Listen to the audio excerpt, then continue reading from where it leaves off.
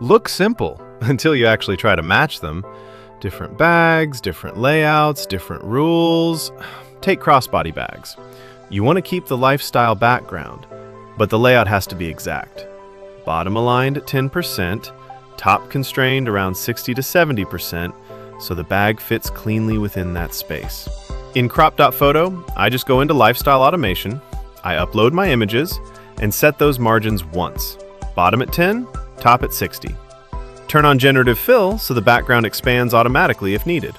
Then I set the output size, based on the marketplace spec, 1600 by 2000. Hit Crop, and that's it. All the bags are perfectly aligned. The backgrounds, expanded where needed, still look consistent. Everything fits exactly into the required safe zone. Now let's switch to tote bags. Here, the specs are different. Clean background, no shadows.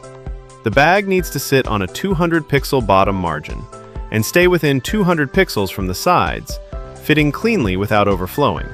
So instead of lifestyle, I use auto align. Upload the images, switch to a gray background, set fixed margins, 200 pixels on every side.